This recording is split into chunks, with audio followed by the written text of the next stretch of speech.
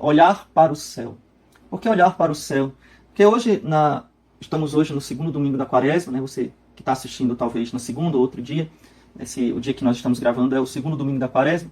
O evangelho desse segundo domingo da quaresma é Jesus que sobe ao monte com os 3 discípulos, né? Pedro, Tiago e João, e lá se transfigura diante deles e mostra a sua glória.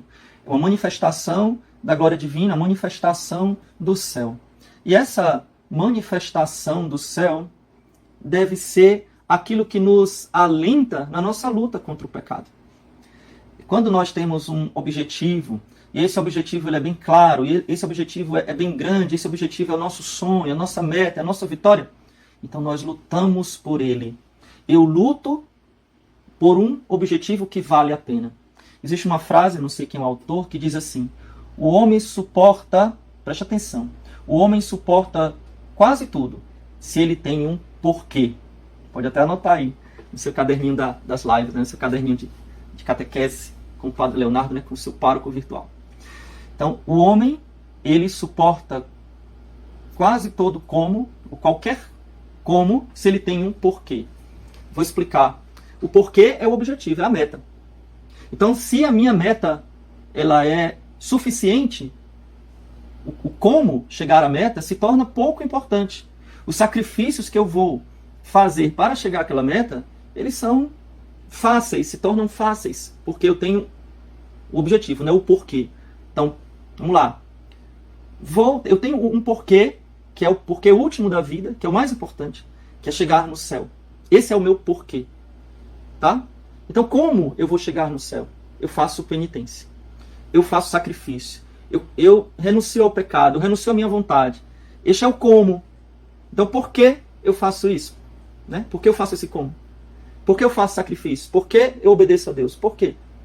O porquê é o que dá sentido ao sacrifício. Você entendeu? Ficou meio complicado? Acho que não, né? Então, o tema é olhar para o céu. Exatamente. E aqui, queridos paroquianos virtuais, eu queria refletir um pouquinho com você sobre uma crise que nós estamos vivendo hoje no mundo, na sociedade e também na igreja. Também na igreja, né? Não vamos tapar o sol com a peneira, porque nós, igreja, nós filhos da igreja, também somos filhos do nosso tempo. A igreja, ela vive num tempo. Então, se a sociedade está doente, está em crise, respinga também em nós, né? As ondas desse mar revolto do mundo respinga também em nós. Dá para entender isso? O Papa Bento XVI, quando ele era cardeal, na última Semana Santa, antes da morte do Papa João Paulo II, ele ficou responsável por fazer a Via Sacra de Roma, no Coliseu. Não sei se vocês sabem, na Sexta-feira Santa, em Roma, é uma tradição antiquíssima que o Papa, junto com os fiéis de Roma, né, que são seus filhos, né, o Papa é o bispo de Roma, então junto com os fiéis ele faz uma Via Sacra no Coliseu. O Coliseu é aquele grande estádio da Roma Antiga, hoje só tem ruínas, né? Mas é uma ruína bem conservada, né? É muito bonito lá aquele monumento, né? O Coliseu. E lá onde os cristãos derramaram seu sangue, muitas e muitas vezes, né? Centenas de cristãos, de católicos, derramaram seu sangue por Cristo. Uniram o seu sacrifício ao sacrifício de Cristo pelo martírio. Então existe uma tradição antiquíssima da igreja de que todos os anos, na Sexta-feira Santa, o Papa faça a Via Sacra no Coliseu. Então, na última Via Sacra da vida do Papa João Paulo II, São João Paulo II, claro que ele não podia ir mais, ele estava muito debilitado, já próximo à sua morte, ele iria morrer alguns dias depois dali, ele designou o cardeal Ratzinger para fazer a Via Sacra no lugar dele. E o cardeal Ratzinger, na época, né, ele fez uma reflexão muito bonita. Ele disse o seguinte: a barca de Pedro é agitada pelo vento, e as ondas revoltas do mar, deste mundo, enchem a barca, penetram na barca. Ela está a ponto de afundar. Então ele faz uma reflexão muito forte. Ele diz: a barca de Pedro é a igreja. E a igreja navega no mar deste mundo. Ele diz: o mar deste mundo está muito agitado, e as ondas deste mar invadem a barca. Então, o pensamento do mundo invade a barca. Os pecados do mundo invadem a barca de Pedro, que é a igreja. A igreja vive num tempo. Então, esse tempo sacode a igreja de um lado para o outro, né? De um extremo para o outro, de ideologia para outro. Mas a promessa de Jesus permanece em pé. A barca não vai afundar. não significa que ela não será agitada, e dizia o Papa Bento XVI, né, o cardeal Ratzinger, ela quase afunda, mas não afunda. Ela quase afunda. Inclusive os discípulos têm tanto medo que vão acordar nosso Senhor. Né? Talvez seja a hora de nós acordarmos Jesus pela oração, com confiança, mas acordarmos Jesus. Porque as ondas agitadas deste mundo ameaçam a barca de Pedro, né? Ameaçam. E o que acontece? Nós estamos perdendo de vista o olhar para o céu. De tanto olhar para a terra, nós perdemos o nosso olhar para o céu. Então, o que nós percebemos é que estamos muito apegados, quando eu digo estamos, estou falando de pessoas, estou falando de setores, estou falando de realidade que você mesmo pode ver, né? Apegados à realidade deste mundo, realidades mundanas, sob a aparência de coisas boas, justas, até mesmo de caridade. Mas você percebe claramente que é um desviar o olhar para o céu.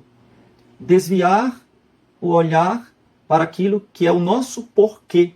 E aí, quando você perde o olhar do céu, perde o sentido a santidade. Né?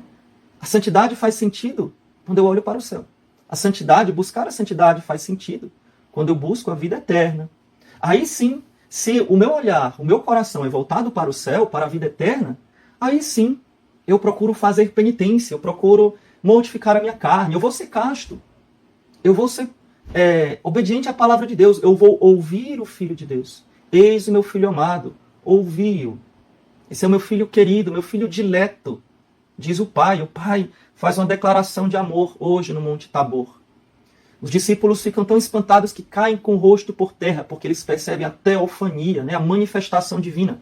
E diante da manifestação divina, o homem não suporta ficar de pé, ele cai com o rosto por terra. Então os discípulos Pedro, Tiago e João caem com o rosto por terra quando escutam a declaração de amor do Pai para Jesus. Este é meu filho amado, ouvi-o.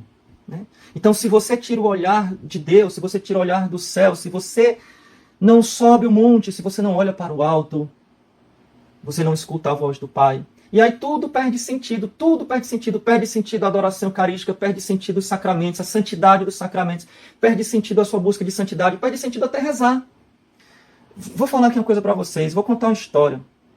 Quando eu era adolescente, eu vivia, não vou dizer aonde, mas eu vivi numa igreja seca, vazia, tinha nada.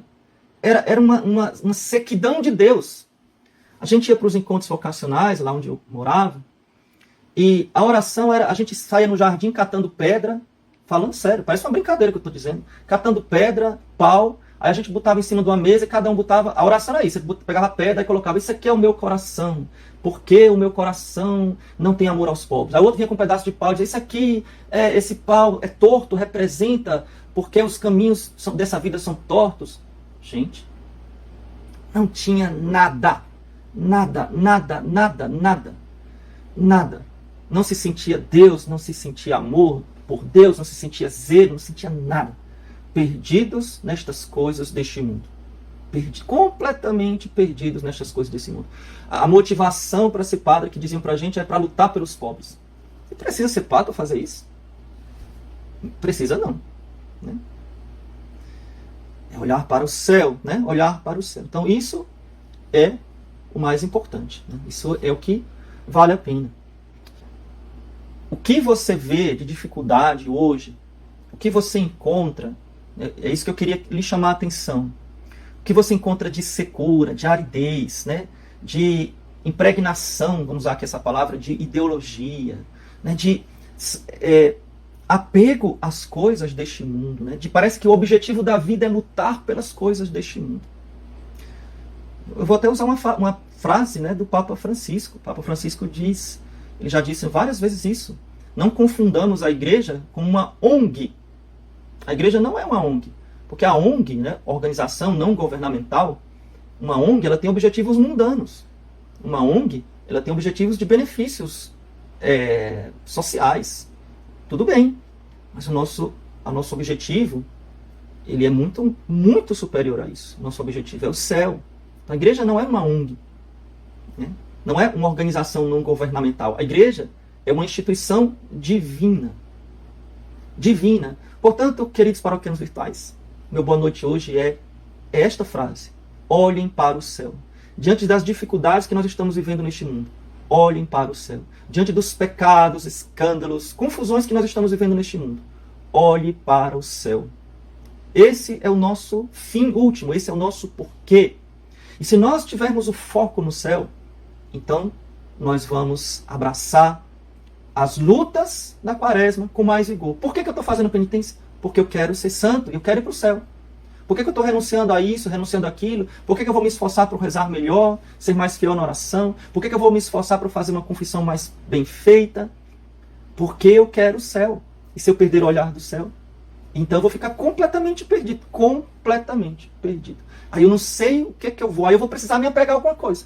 Vou precisar me apegar ao feminismo, vou precisar me apegar à ideologia de gênero, vou precisar me apegar a marxismo, vou precisar me apegar a alguma coisa. Por quê? Porque eu perdi o olhar do céu. Eu perdi o olhar do céu. Mas se eu tenho um olhar no céu, se eu tenho um olhar na vida eterna, amar a Deus sobre todas as coisas, aí este amor de Deus impregnando o meu coração, a caridade de Deus, a caridade de Cristo no meu coração, vai fazer o que a igreja sempre fez nos seus 2000 anos. Amar o próximo como a nós mesmos. Sem precisar dividir e classificar em grupos. Amamos o próximo. O outro é o próximo, não importa. E queremos para ele o melhor bem. E qual é o melhor bem que nós queremos para o próximo? Se nós amamos a Deus, qual é o melhor bem que nós queremos para o próximo? A vida eterna. Então eu não posso aceitar que todas as religiões são boas, porque não são, porque elas vão levar para o inferno. Eu quero a vida eterna, então eu quero evangelizar. Eu não quero deixar as pessoas no erro. Porque só existe uma verdade, não pode haver duas verdades. Ou é redondo ou é quadrado. Ou é reto ou é torto. Ou é Jesus ou é Maomé. Não tem dois profetas, só tem um, é nosso Senhor Jesus Cristo. Só tem um caminho, é nosso Senhor Jesus Cristo. Só tem uma verdade, a que Jesus deixou na Santa Igreja. Só tem esta verdade. Então, por amor a Jesus, que é a verdade, eu preciso dar para os outros aquilo que eles precisam. O que eles precisam? A salvação. É o maior de todos os bens. É o maior de todos os bens. Então, se eu negar isso, olha que falta de caridade. Se eu negar às pessoas o acesso à verdade que salva, olha que falta de caridade. Olha que falta de amor ao próximo. Que terrível falta de amor ao próximo. Porque eu não dou ao outro o acesso à verdade que salva. Porque só há uma verdade. A verdade não pode ser contraditória. Louvado seja nosso Senhor Jesus Cristo. Para sempre seja louvado. A nossa proteção está no nome do Senhor, que fez o céu e a terra. Que o Senhor esteja convosco e com teu Espírito. Abençoe-vos o Deus Todo-Poderoso, Pai, e Filho e Espírito Santo. Amém. Fiquem com Deus e a Virgem Maria.